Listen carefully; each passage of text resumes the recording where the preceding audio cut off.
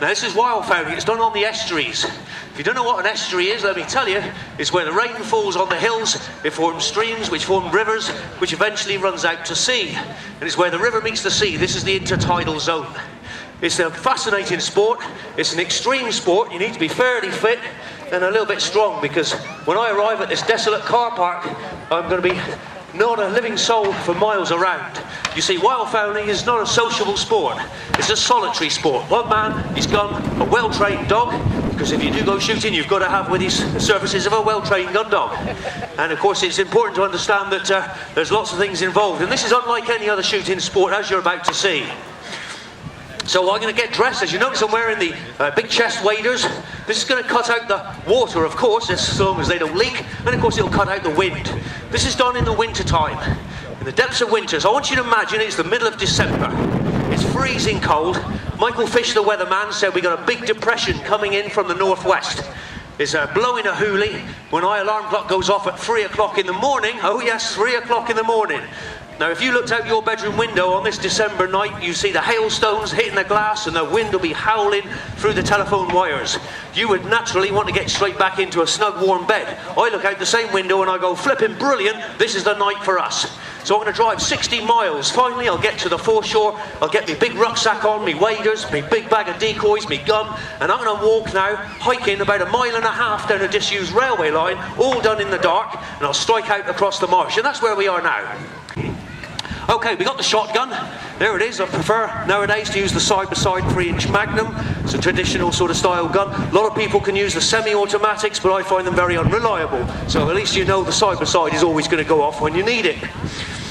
Now, it's interesting to notice that when you go wildfowling, a lot of people don't get this. You don't shoot standing like the pheasant shooter. You don't shoot standing like the clay pigeon shooter with your skeet vest and your feet nicely positioned, ready for a shot. Nothing like that at all. Most times we're squat down on the edge of a muddy gutter. Half the time, after the geese, up in Scotland, you've got no cover at all apart from a thin fence. So you're going to be laid flat on your belly, like this. And you've got to be able to learn to take your shot. When a true moment of truth comes, you've got to get yourself up after freezing cold all this time, waiting for daybreak, and then you've got to get yourself up on your knees, up and take your shot. It's a really difficult thing to learn. So there's lots of skills you need to learn. Plus, you need to learn to use the duck calls. These are the calls, the goose calls as well, to mimic the same sounds as the real birds make. Lots of things to learn here. Notice the shotgun barrels, very close to the mud. Remember, this is 2 foot of slimy, oozy mud.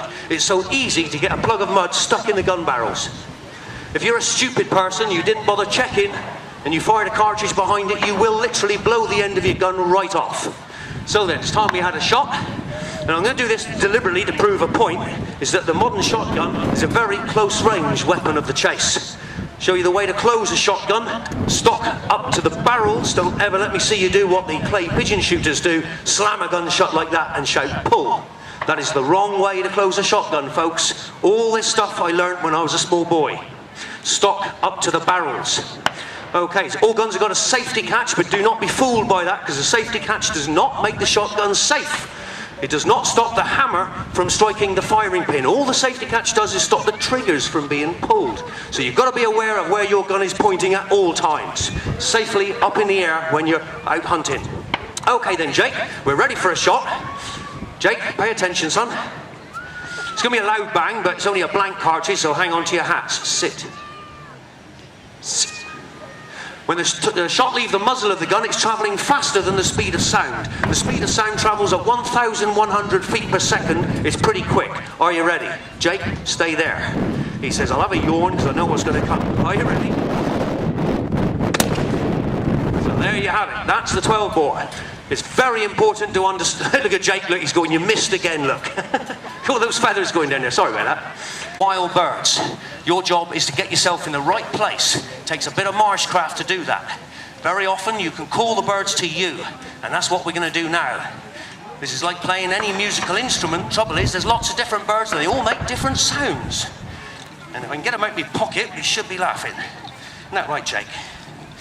So I want you to imagine now, you lot are still in your beds. I've been here for a long time. I worked pretty hard getting everything set up ready for my chance of a shot. Now it's still too dark at the moment. Not much point in loading your gun if it's too dark to see. But out there, I can hear the mallards chattering gently.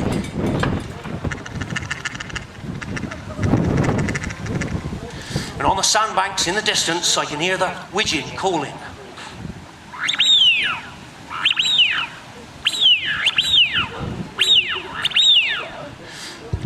And very soon the geese will be waking up. And my part of the world will be the Canada geese. The wind's picking up now, it's starting to blow a hoolie, and the hailstones are coming down.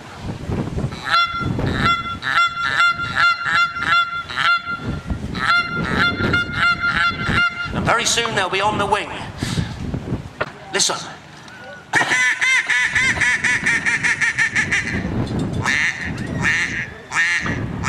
I'll give them the feeding call back.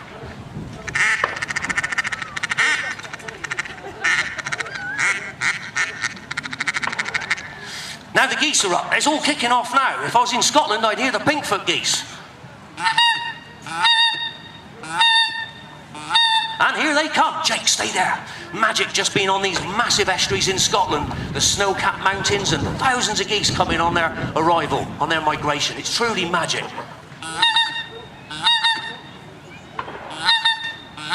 There's 3 of them coming in. They've seen the decoys. They're coming our way. Jake, keep your eyes open and keep perfectly still. This is the moment of truth. Right, remember the effective range of a shotgun? It's only 35 yards, not 70. Here they come. Bit closer, bit closer. Jake, stay there. And now. And we got one down.